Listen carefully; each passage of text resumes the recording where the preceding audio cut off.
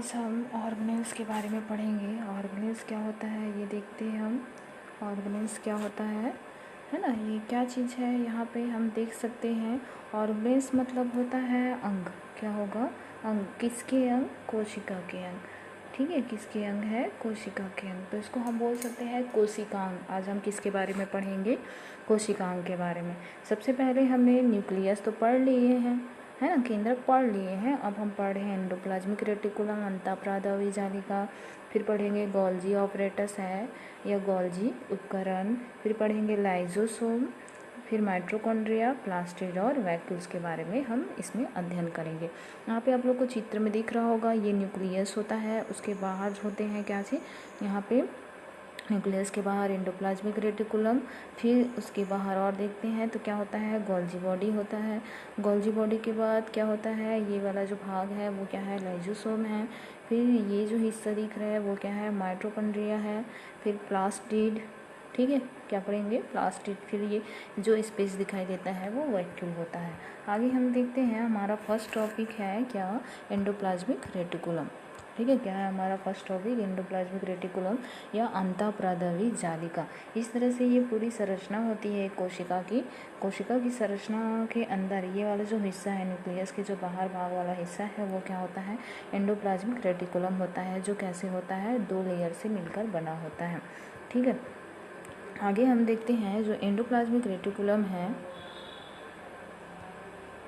Endoplasmic reticulum है जिसको ER भी बोला जाता है, जो 2 लेयर का बना होता है। एंडोप्लाज्मिक रेटिकुलम्स में मैमल्स की जो आरबीसीएस होती है, आरबीसीएस मतलब क्या होता है, रेड ब्लड सेल्स, बैक्टीरिया है, वायरस को छोड़कर अन्य सभी प्लांट तथा एनिमल्स में पाए जाते हैं। ठीक है, मैमल्स की आरबीसी मतलब किस में, ब्लड को छोड़कर, बैक्टीरिया को छोड़कर, वायरस को छोड़कर सभी प्लांट और एनिमल्स में पाया जाता है। इसको सबसे पहले किसने दिया है, गार्डियर ने 1897 में दिया है। किसने दिया है, 1897 में गार्डियर ने दिया है। आगे हम देखते हैं, जो एंडोप्लाज्मिक रेटिकुलम होता है वो 2 भागों से मिलकर बना होता है। फर्स्ट भाग जो होता है वो क्या होता है, रफ एंडोप्लाज्मिक रेटिकुलम होता है। रफ एंडोप्लाज्मिक रेटिकुलम को हम बोलते हैं जिसमें राइबोसोम पाया जाता है। कल मैंने पढ़ाए थे कि आप लोग को याद होगा, राइबोसोम जो होता है प्रोटीन का निर्माण करने में मदद करता है। कहाँ पे प्रोटीन बनता है, न्यूक्लियस के अंदर। जब न्यूक्लियस के अंदर प्रोटीन बन जाता है तो राइबोसोम वो प्रोटीन को लेकर कहाँ पे आ जाते हैं, एंडोप्लाज्मिक रेटिकुलम के पास आ जाते हैं, ट्रांसफ़र हो जाते हैं। तो ये जो और दूसरा जो इसका भाग होता है वो क्या है, स्मूथ एंडोप्लाज्मिक रेटिकुलम, जहाँ पे राइबोसोम नहीं पाया जाता। ये जो चिकना हुआ भाग है वो क्या है, एंडोप्लाज्मिक रेटिकुलम। कौन सा एंडोप्लाज्मिक, चिकना एंडोप्लाज्मिक रेटिकुलम। नेक्स्ट हम देखते हैं, नेक्स्ट पॉइंट है हमारा, नेक्स्ट पॉइंट है, यदि माइक्रोस्कोप में देखा जाता है, किसको माइक्रोस्कोप में देखा जाता है, एंडोप्लाज्मिक रेटिकुलम को माइक्रोस्कोप में देखा जाता है तो जहाँ पे राइबोसोम मौजूद होता है वो क्या है, खुरदुरा है एंडोप्लाज्मिक रेटिकुलम होता है, और जहाँ पे राइबोसोम मौजूद नहीं होता है वो स्मूथ एंडोप्लाज्मिक रेटिकुलम होता है। आगे हम देखते हैं, इस तरह से ये संरचना होता है। इसमें क्या चीज़ बता सकते हो आप लोग, जो राइबोसोम होता है, ये जो ज़्यादा दिख रहा है येलो येलो कलर का, वो सब क्या है, राइबोसोम होता है, जो कहाँ से क्या करता है, न्यूक्लियस से। ये जो न्यूक्लियस है उससे राइबोसोम क्या करता है, प्रोटीन निर्माण हुआ रहता है, उसको कहाँ पे लेके आ जाता है, एंडोप्लाज्मिक रेटिकुलम में। नेक्स्ट पॉइंट है, इसमें क्या चीज़ है, नेक्स्ट पॉइंट इसमें प्रोटीन का निर्माण राइबोसोम के द्वारा होता है। हमने पढ़ा है कि न्यूक्लियस वाले भाग में पढ़ा है कि जो प्रोटीन का निर्माण है वो किस में होता है, राइबोसोम के द्वारा होता है।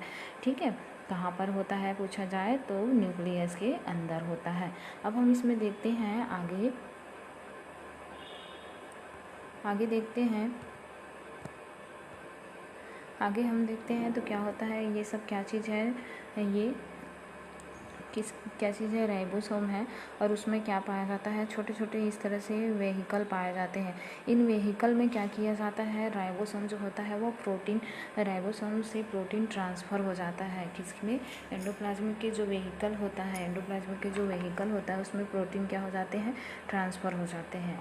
ठीक है, जिसको स्मॉल वेहिकल बोला गया है।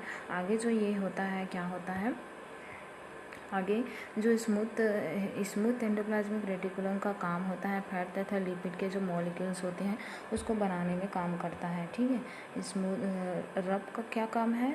रब का काम है, रब जो एंडोप्लाज्मिक रेटिकुलम होता है वो प्रोटीन को ट्रांसफ़र करने का काम करता है, जबकि स्मूथ एंडोप्लाज्मिक रेटिकुलम का काम होता है कि वहाँ फैट और लिपिड के मॉलिक्यूल्स को बनाने का काम करता है। आगे हम देखते हैं यहाँ पे एंडोप्लाज्मिक रेटिकुलम में क्या होता है कि जो इसमें मेम्ब्रेन बायोजेनेसिस या झिल्ली जीवन जनन भी पाया जाता है। ठीक है, इसमें ध्यान रखना, मेम्ब्रेन बायोजेनेसिस, झिल्ली जीवन जनन पाया जाता है। कुछ अन्य प्रोटीन तथा लिपिड एंजाइम तथा हार्मोन की तरह कार्य करते हैं। इसमें कुछ एंजाइम होते हैं, प्रोटीन होते हैं, लिपिड होते हैं, है ना। कुछ प्रोटीन जो होते हैं ये क्या करते हैं, हार्मोन्स की तरह कार्य करते हैं।